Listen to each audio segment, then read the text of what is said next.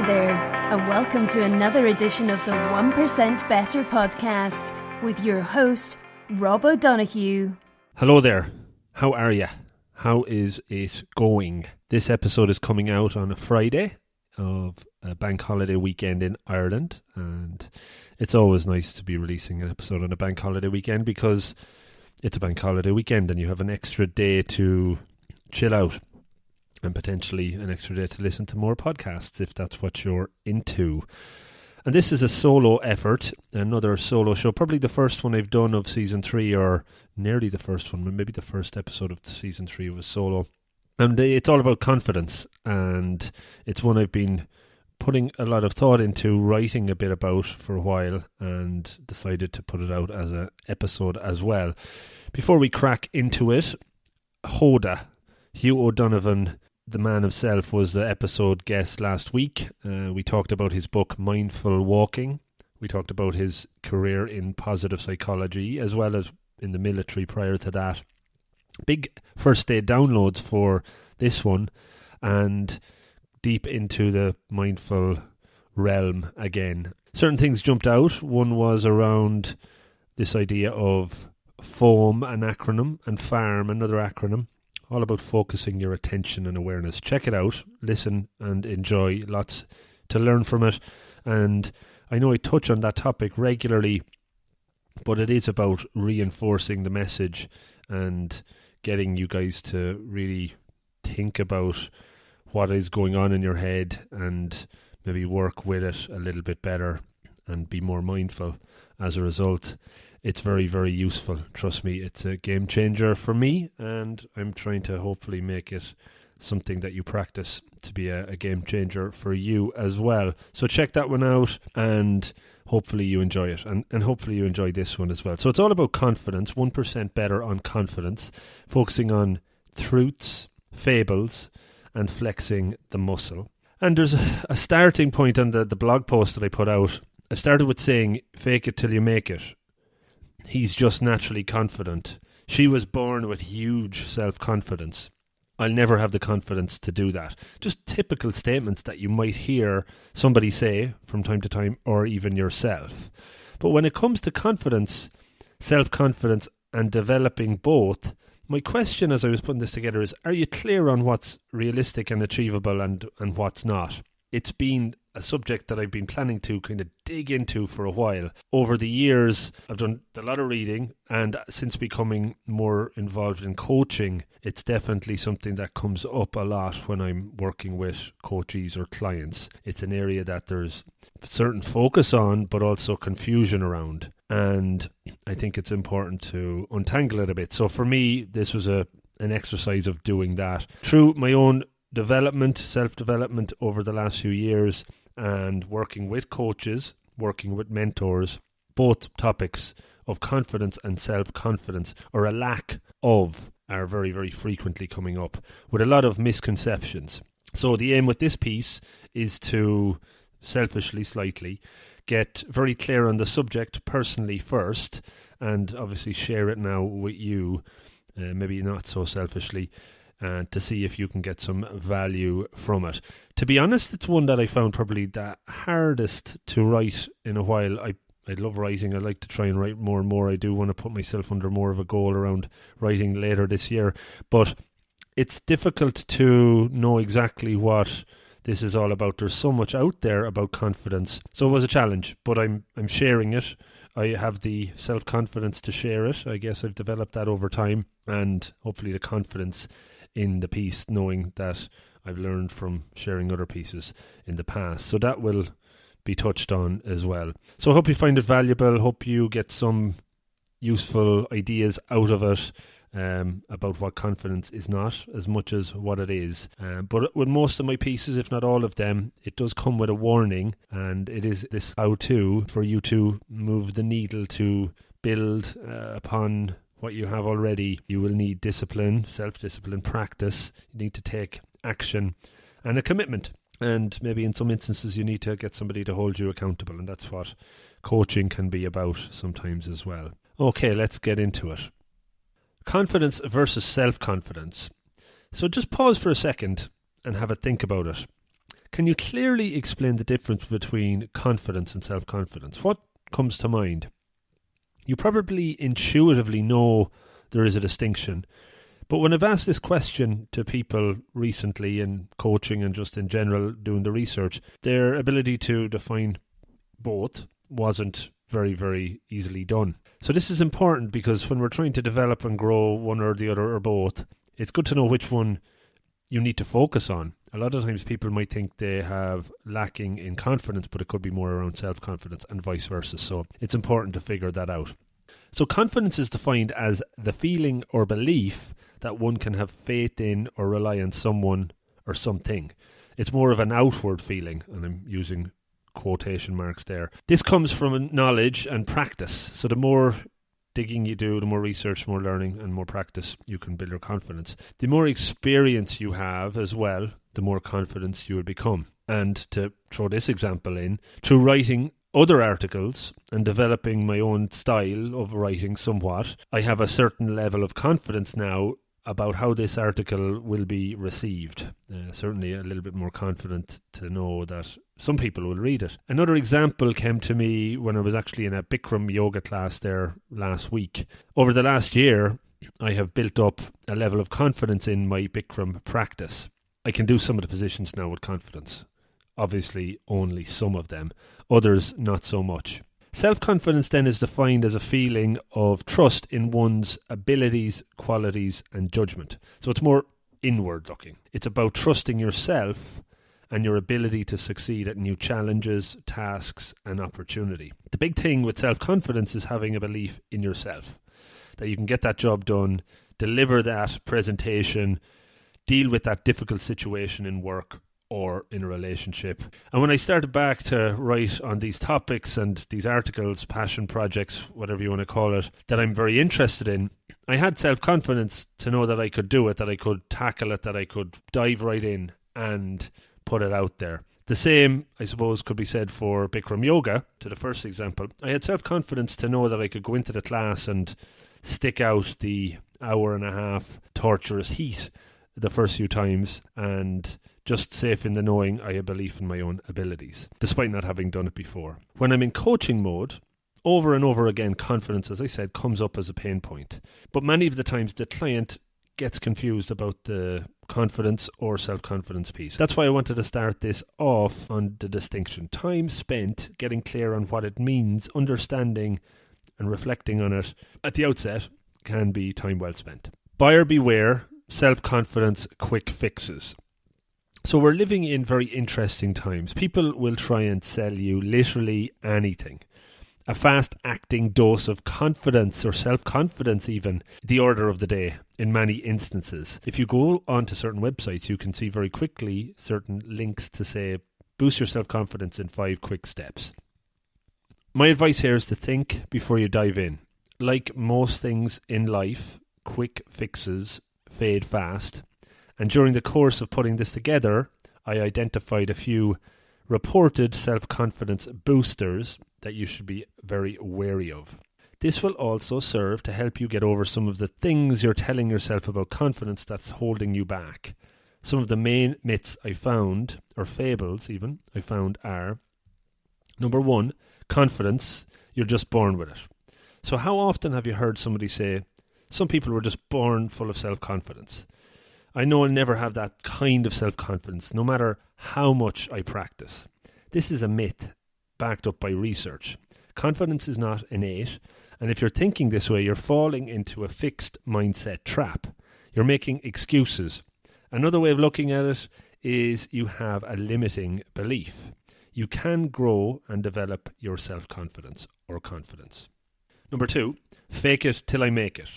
So this is a very popular one, and it's controversial, so I'll go with my perspective on it. The power pose, made famous by Amy Cuddy, has you standing like a superhero before you do something you're scared of, potentially a presentation. It's meant to give you that quick boost of self-confidence.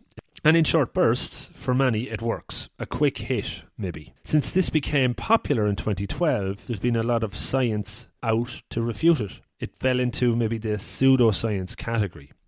And while there is still a lot of debate on this, there's a link in the thread on the blog post, check it out, both for and against, I'm putting myself in the against category here, in the fable, in the myth category, because I don't believe it builds a lasting self-confidence. While undoubtedly it's a very catchy tagline, faking it for me is being inauthentic. And that's a core value to me, authenticity. And I'm not keen on breaking it. You might get a momentary hit of dopamine when you pose for a couple of minutes before your presentation. But maybe halfway through, when that wears off, the doubts could return and you might find yourself in a difficult spot. It's better to build your self-confidence in an authentic way over time. Number 3. Build confidence up first, then take action. So I've always been nervous and even scared of presenting. I've talked about this a lot. For years growing up, all through my 20s and well into my 30s, I had no confidence in it. No matter how hard I tried to build my confidence beforehand, by watching videos, by reading, practicing breathing exercises, talking to the wall. Nothing really prepared me for being up there in front of the audience, to the attendees. That's really where I started to find my feet or find my voice and learn on the fly. So the message here, don't keep waiting until you're ready, until everything else is perfect. That doesn't necessarily exist. Maybe take the action even when you're not ready. Be prepared to learn, fail, but take the action. Number 4, self-confidence building takes years. So while there's no overnight successes, you can't flip a switch and be super confident, self-confident forever after in the morning. It is about the frequency more so than the duration. If you're going to the gym every day for a month, you'll see great improvements quickly. It's the repetitions that are the incremental improvements over time to develop that muscle. The same with self-confidence. If you do one presentation per month over a year, you may see some decent improvements, but because it's once a month, it might be very slow and it might even take some step back. What about doing one a week? Maybe if you do them more frequently, you will build on that quicker and the confidence will grow. There's a compounding interest effect going on here and the improvement will be more noticeable. Okay. The confidence gym. There isn't a day that passes where I don't feel a lack of self-confidence in one area or another. Now, though, through developing self-awareness, it's something I accept as normal and expected. That's going to happen. I'm going to feel a little bit insecure from time to time. That's normal. The good news is, like a lot of other competencies related to feelings and emotions, self-confidence and confidence is very flexible. You can strengthen it, just like a muscle. With training, it can grow. The muscle comparison is one you've probably heard a lot of over the last few years. I know with mindfulness, you see a lot of pictures of brains flexing their muscles. And other areas like practicing willpower, practicing listening, questioning, lots of others. All need care and feeding. Otherwise, they can regress back to a limper version of their former self. Thankfully, though, you're in control and there's no expensive gym required to build your self-confidence. So there's a few steps that I've identified through my own reflection, through what I've found helped make me more confident and self-confident. Let's share these out now. Number 1, building knowledge. So have you ever had to do a presentation where you didn't really have a high level of interest in the subject matter? Maybe it was something technical that you just didn't know well enough, but you said, I'll give it a go anyway. How did it turn out? Did you find yourself getting caught out, deferring to others halfway through, cringing, just wanting to get it over with? The ground, please open me up and swallow me. I've been there, I know. Contrast that to when you're talking about something you're passionate about, something you have full belief in, something you're invested in. Would we have trouble probably shutting you up? That you're so comfortable with this topic, the confidence appears to ooze out of you. That's probably when you do hear that statement, wow, that person has so much confidence. If you're not well read or well invested into the area that you need to talk about, that's going to be a challenge. It's going to be next near impossible even to be confident about it. So you either do your homework on it, get to know it very well, and then be in a great position with a very knowledgeable perspective, or maybe skip it. Back to the myth-busting list, it's hard to fake it if you're not fully invested. Do the work, do the homework, and get prepared. Number 2, deliberately practice to develop skills, both soft and hard. So the book I'm just finishing up at the moment is called The Power of Habits from Charles Duhigg, and it's been probably, I always say this after a really good book, the best book I've ever read, but it's up there. It's really, really useful, and I've taken a lot of notes on it, and I'm using it in presentations currently. But it talks about skill as a type of work or activity that you can do on any given day and expect the same result or output. So driving is a skill. Typing at 60 words a minute is a skill. Computer programming is a skill as well. These would be considered hard skills. Then we have the softer skills, like leadership, communication, influencing without authority, for example. As you build up these skills through action, your confidence in them grows. So while hard skills tend to be more static once learned, like riding a bike or the other examples, the softer ones are more like the muscle analogy. They need regular work to keep them supple and strong. So deliberate practice is required. Focusing your attention on specific elements of that softer skill and doing it over and over will help it grow and develop. Number 3, the power of habits and virtuous confidence cycles. So again, I'm mentioning the book that I'm finishing up, and I'm pulling a reference from it. It's one of those books where if you read it, you start to understand much more clearly why we do some things that we do. It explains what we already know in many ways intuitively. In short, every habit or routine we have is based on a cue or trigger as a starting point. That leads to the reward. The routine part, or the habit, is the what we do to get there. So by raising your understanding about habits work further, it becomes even clearer that the confidence myths are just that. So if you know by taking action, you'll fail, make mistakes, learn, improve, your rewards then will come. It's all about doing this over and over, and the confidence will then grow. You're creating that virtuous circle. Number 4, spotting your limiting beliefs and choosing better thoughts. Limiting beliefs is a topic that is extremely interesting. The book, another book reference, Nancy Klein's Time to Think, is one that I would highly recommend. It's one I use a lot in coaching. When we went through the coaching diploma, it was very fundamental to approaches in coaching where you're allowing people to think. And a lot of the times we use limiting beliefs to prevent us from doing what we want to do.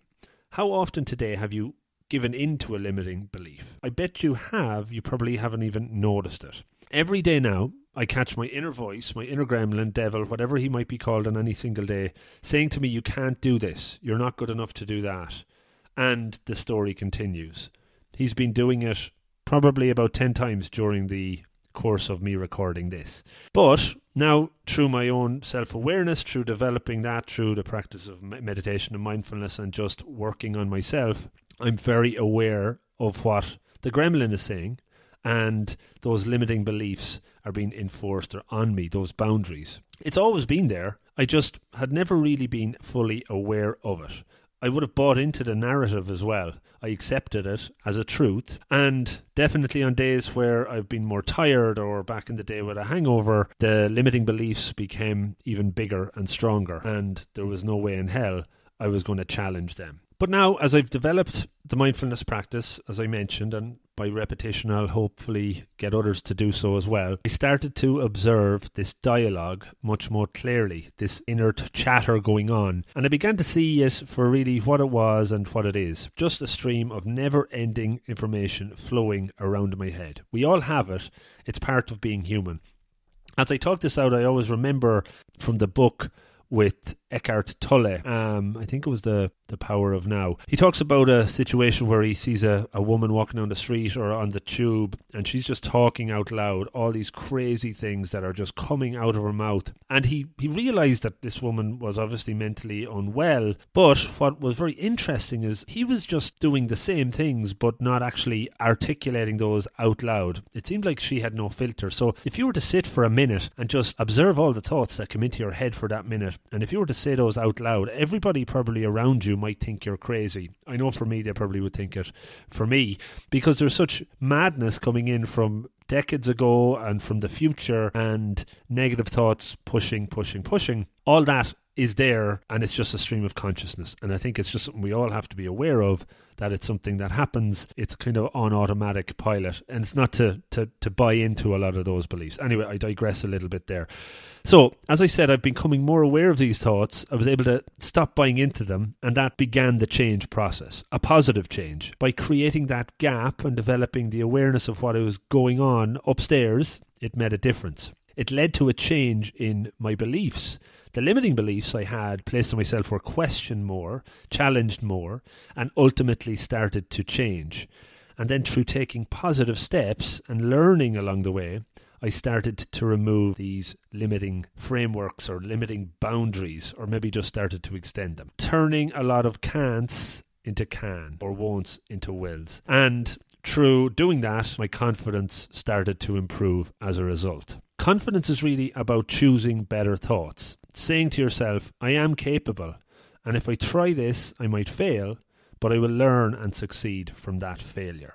Okay, the last one of my 5 areas to focus on to get more confident or to develop more confidence is one I suppose I've touched on all the way through as well, but just focus definitely in on taking action and knowing you're going to learn, you're going to fail, and repeat. And for me, this is the last but the most essential of all. Without the action, you're just dreaming of what might be. You have to take the risks and jump in. Lean in, dive in, or whatever popular in you want to put in there at the moment. I know it sounds simple. It's not always the case. Perhaps your inner gremlin, outlined in number 4 above, is now telling you all the reasons why you can't do it, why acting and taking action is not the right thing to do, but that's your limiting belief again. It's all about taking that first step, maybe getting that first win, making that small little bit of improvement. Do you remember what it was like the first time you drove? Terrifying? I know for me it was, and for the first number of lessons, it took me a long time to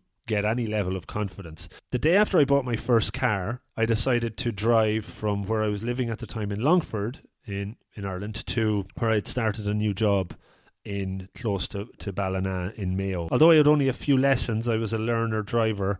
I said I'd go out on this 2-hour journey from home. I had a lot of anxiety around that. I remember setting out that evening. It was dark. It was raining in Ireland in September. There's a surprise. And for that whole 2 hours, time seemed to go really slowly. I thought every car behind me was flashing at me because I was probably going so slow. I was glued to my seat and I had my hands on the steering wheel very tightly.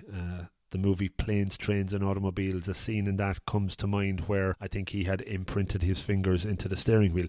Anyway, I was so inexperienced, nervous, edgy all the way, and the relief when I got there was amazing. It was a huge sigh of I did it. I knew it was essential though for me to make that step forward in developing my own confidence to do this. Maybe not the full thing that first night, but I said I'll go for it. The next day, getting in the car and driving to the office was a little bit easier, and within a few weeks it started to become a lot more comfortable, a lot more automatic. It might sound like a very trivial example, but pretty much all of us that ever learned to drive started at a 0 point and was terrified where they began at and where they got to, and then how quickly it becomes something you're very confident in doing. But that can be applied to other challenges in your personal and professional life. So taking the action, making mistakes, learning and noticing those incremental forward steps is very, very essential, and it will help your confidence grow. It will help that muscle get stronger. Over the years, I've identified some tools and approaches to experiment with when moving your confidence levels from left to right. Being wrong on purpose is an interesting one. If you're in a meeting or if you're talking to somebody about something, if you're trying to be just wrong for the sake of it, put yourself into that uncomfortable situation and maybe learn from it if that's something that's holding you back. Saying yes to something you would normally say no to, that's just pushing yourself and taking on something else that you're not confident about. Or maybe even tracking your negative thoughts on a daily basis through a journal. Just picking 3 things that you said negatively that day and why, exploring that. Is it because you're not confident around it? And maybe then take action. All these will lead to making steps forward on your confidence meter, bringing you to a more confident place. The important piece again is to take the first step and maybe start measuring your progress to make it a little bit more tangible. You might say there's a paradox at play here. To grow your confidence, you have to take risks, yet you avoid taking risks because you don't feel confident. As is the case with many of life's challenges, there can be paradoxes. Like anything you want to improve, however, having discipline is essential, and knowing that meaningful change takes time and effort, but it's absolutely worth it.